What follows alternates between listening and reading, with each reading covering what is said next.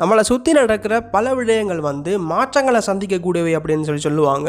But சில விடயங்கள் வந்து அது எந்த தருணத்துலையும் எந்த சூழ்நிலையிலையும் வந்து இப்படி நடக்கவே முடியாது அப்படின்னு சொல்கிற, இல்லை இப்படி மாற முடியாது அப்படின்னு சொல்கிற நிகழ்தகவு அடிப்படையில் வந்து சில விடயங்கள் வந்து வரையறுக்கப்பட்டிருக்கு. ஒரு உதாரணமாக சொன்னால், சூரியன் வந்து மேற்கில் உதிக்கவே உதிக்காது அப்படின்னு சொல்லுவாங்க. பட் வீனஸில் வந்து வெள்ளி கிரகத்தில் வந்து இது சாத்தியம். சூரியன் மேற்கில் அங்கே தான் உரிச்சிக்கிட்டு இருக்குது. பட் பூமியில் வந்து சூரியன் எந்த தருணத்துலையும் எந்த காலத்துலையும் மேற்கில் சூரியன் உதிக்கவே உதிக்காது. ஸோ இப்படிப்பட்ட பல விடயங்கள் இருக்குது. ஸோ இதை தான் வந்து பல வீடியோக்கள் வந்து நம்ம சாத்தியம் இல்லாதது வந்து சாத்தியப்பட்டால் என்னென்ன நடக்கும் அப்படின்றத வந்து கற்பனையாக வாட் இஃப் அப்படின்னு சொல்கிற ஒரு சீரீஸாக வந்து நம்ம சில பல வீடியோக்கள் மேக் பண்ணியிருக்கோம். ஸோ அதை நீங்கள் செக் பண்ணி பார்த்துட முடியும். ஸோ அந்த அடிப்படையில் வந்து இன்றைக்கான வீடியோவில் வந்து நாம் பார்க்குறது வாட் இஃப் அப்படின்னு சொல்கிற ஒரு சீரீஸில் வந்து ஜூபிட்டர் கிரகமானது வந்து நம்ம நிலவினுடைய இடத்துல வந்தால் பூமியில் என்னென்ன மாதிரியான மாற்றங்கள் நடக்கும், என்னென்ன மாதிரியான ஒரு ஜென்ரலான மாற்றங்கள் என்ன அப்படின்றது தான் வந்து இந்த வீடியோவில் வந்து நம்ம பார்க்க போகிறோம். ஸோ ஜூபிட்டர் ஆனது வந்து சூரிய குடும்பத்திலேயே பெரிய ஒரு கிரகம். பூமியை விட 317 மடங்கு நிறைய அடிப்படையில் வந்து பெரியது தான் வந்து ஜூபிட்டர். ஸோ ஜூபிட்டரை வந்து அப்படியே வந்து அந்த நிலவு இருக்கக்கூடிய தூரம் 3 லட்சம் கிலோமீட்டர் அப்படின்ற அந்த சராசரியான தூரத்தில் வந்து அப்படியே கொண்டு வந்து நிலைநிறுத்த முடியாது. அப்படி நிலைநிறுத்தும் பொழுது வந்து பூமியானது வந்து நிலவுக்குள்ளே, அதாவது வந்து நிலவாக இருக்கக்கூடிய ஜூபிட்டருக்குள்ளே விழுகிறதுக்கு தான் வந்து வாய்ப்புகள் இருக்குது. ஸோ இப்போ இருக்கக்கூடிய அந்த நிலவுக்கும் பூமிக்குமான டிஸ்டன்ஸை விட ஜூபிட்டர் கொஞ்சம் தள்ளி போக வேண்டும் அப்படின்னு சொல்லப்படுகின்றது. ஸோ அதனால் வந்து ஜூபிட்டரால் வந்து இந்த மாதிரியான அந்த ஈர்ப்பு விசை செல்வாக்கால் வந்து பெரிய அளவில் வந்து ஈர்க்கப்படுறதுக்கு வாய்ப்புகள் இல்லை.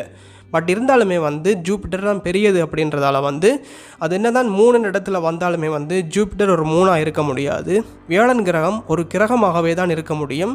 மாறா பூமி ஒரு கிரகமாக இல்லாமல் வியாழன் கிரகத்தினுடைய ஒரு நிலவாக வந்து மாறுறதுக்கு வாய்ப்புகள் இருக்கும்.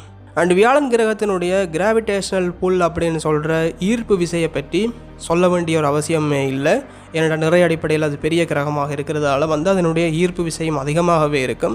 ஸோ இதாலே வந்து பூமியினுடைய அந்த ஒரு பக்கம் அப்படின்னு சொல்கிறது வந்து வியாழன் கிரகத்தை எப்போவுமே பார்த்தபடியும், மறுபக்கம் வியாழன் கிரகத்தை இன்றைக்குமே பார்க்க முடியாதபடியும் வந்து ஒரு டைடலில் லாக்டாகி சுத்த வழிக்கிடும் அப்படின்னு சொல்லப்படுகின்றது.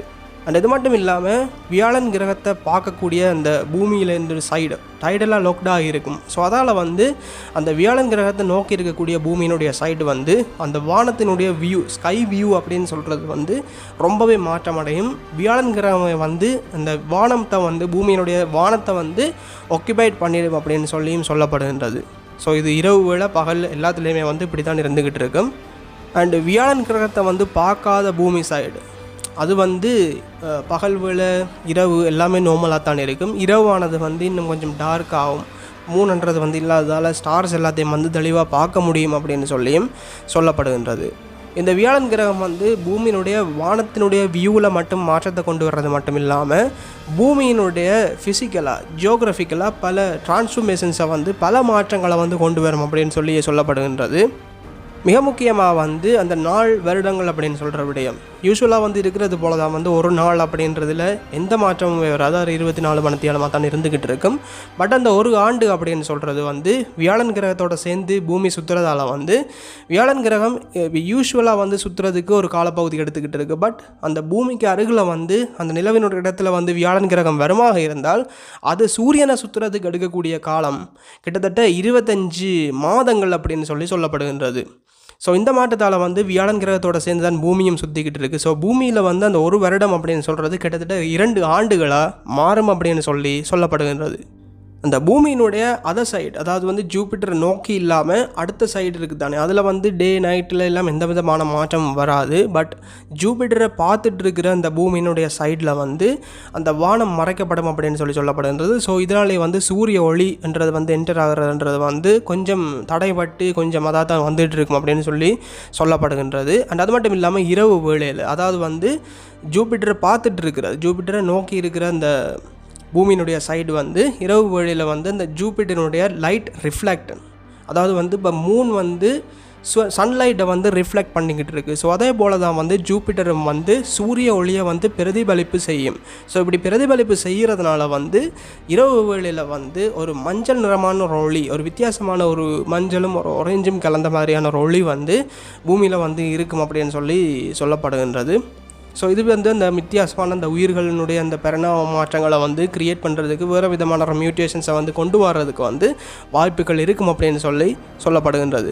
ஸோ ஒரு வானத்தில் மாற்றத்தை கொண்டு வர்றது, ஒரு வருடம் ஒரு நாள் இந்த கணக்குகள் மாறுறது, இதெல்லாத்தையும் தாண்டி சில பெரிய பெரிய நிகழ்வுகளும் வந்து பூமிக்கு நிகழ்வதற்கான வாய்ப்புகள் இருக்கும். டைடல் அந்த ஒரு விடயம் டைடல் லாக்டாக இருக்கிறதால வந்து அந்த ஈர்ப்பு விசை அதிகமான ஒரு செல்வாக்கு இருக்கிறதுனாலையும் வந்து டைடல் ஹீட்டிங் அப்படின்னு சொல்கிற ஒரு விடயம், அதாவது வந்து பூமிக்கு அடியில் வந்து இருக்கிற டைடல் ஹீட்டிங் அப்படின்னு சொல்கிற விடயம், அந்த நெருப்பு அந்த மாதிரியான விஷயங்கள் வந்து ரொம்ப ஹீட் ஆகும். ஸோ இதாலேயே வந்து பெரிய பெரிய பூமி அதிர்வு, அதாவது வந்து எர்த் குவேக்ஸ்ன்றது நடக்கிறதுக்கு வாய்ப்புகள் இருக்கும். அண்ட் அது மட்டும் இல்லாமல் அளவிலான வால்கானிக் ஆக்டிவிட்டீஸ், எரிமலை வெடிப்புகளும் வந்து நிகழ்வதற்கான வாய்ப்புகள் இருக்கும். ஸோ இந்த எரிமலை வெடிப்புகளாலேயே வந்து அதிகளவான நிகழ்வுகள் யூஸ்வலை விட அதிகமாக நடக்கிறதுனால வந்து பெரிய பெரிய சுனாமிகளாக இருக்கலாம். இல்லைன்னு சொன்னால் பெரிய பெரிய அந்த புகை மூட்டங்களால் வந்து நம்மளுடைய வளிமண்டலமே வந்து மிகப்பெரிய அளவில் வந்து பொல்யூட் ஆகிறதுக்கும் வந்து வாய்ப்புகள் இருக்குது. ஸோ இதாலேயே வந்து மக்கள் எல்லாமே வந்து சேஃபர் பிளேசஸுக்கு வந்து மிக்ரேட் ஆகி மூவ் ஆகி வந்து போக ஆரம்பிப்பாங்க. இது எல்லாத்தையுமே தாண்டி வந்து ஜூபிட்டர்லேருந்து வெளிப்படக்கூடிய ரேடியேஷன்ஸ், கதிர்வீச்சுகள் வந்து பூமியை ரொம்ப பெரிய அளவில் வந்து தாக்கும் அப்படின்னு சொல்லப்படுகின்றது. பல உயிர்களையும் அழிக்கும், இல்லைன்னு சொன்னால் வேறு மாதிரியான மியூட்டேஷன்ஸுக்கு வந்து வழிவகுக்கும் அப்படின்னு சொல்லப்படுகின்றது. எல்லாத்துக்கும் மேலே அந்த ஜூபிட்டர்னுடைய கிராவிடேஷனல் புல் ரொம்ப தீவிரமாக ரொம்ப சக்தி வாய்ந்ததாக இருக்கிறதுனால வந்து சூரிய குடும்பத்தில் இருக்கக்கூடிய விண்கற்களை வந்து இது ஈர்க்கும் அப்படின்னு சொல்லப்படுகின்றது. ஸோ இப்படி ஈர்க்கிற அந்த விண்கற்கள் வந்து பெரிய அளவில் வந்து என்றைக்குமே இல்லாத அளவுக்கு பெரிய பெரிய மாண்டமான அளவில் வந்து பூமியை வந்து தாக்கி அழிக்கிறதுக்கு வாய்ப்பு இருக்குது. ஸோ கொஞ்சம் கொஞ்சமாக பூமின்றது வந்து அழிஞ்சு போகிறதுக்கான வாய்ப்புகள், அதாவது வந்து டோட்டலாக கிரகம் அழிஞ்சு போகாமல் வந்து அது மனிதர்கள் வாழ தகுதி இல்லாத ஒரு இடமாக வந்து மாற்றப்படும் அப்படின்னு சொல்கிறது தான் ஒரு சோகமான விடயமாக இருந்துக்கிட்டு இருக்குது. ஜூபிட்டர் வந்து மூணுன்ற இடத்துல வருமாக இருந்தால் இதுதான் நடக்கும் அப்படின்றது வந்து ஒரு உண்மையான ஒரு விடயமாக இருந்துக்கிட்டு இருக்குது. பட் இப்படிலாம் நடக்கிறதுக்கு வாய்ப்புகளே இல்லை. இதுலேருந்து ஒரு விடயத்தை நாம் தெரிஞ்சு கொள்ள முடியும், எது எங்கெங்கே இருக்கோ அதாவது அங்கங்கே இருக்கிறது தான் நல்லது, இருக்கிற இடம் சிறப்பு அப்படின்னு சொல்ல முடியும். ஸோ எதிர்பார்க்காம வந்து இருக்கிற இடத்துல நம்ம ஜாலியாக சந்தோஷமாக இருந்துட்டு போயிடுவோம் அப்படின்னு சொல்கிற ஒரு சின்ன ஒரு தத்துவத்தையும் வந்து சொல்லிவிட்டு, அண்ட் இந்த வீடியோவை ஸ்பேஸ் ரிலேட்டடாக இன்ட்ரெஸ்ட்டாக இருக்கிறவங்களுக்கு ஷேர் பண்ணுங்கள். அண்ட் புது வீடியோவில் பார்க்குற வரைக்கும் நன்றி, வணக்கம்.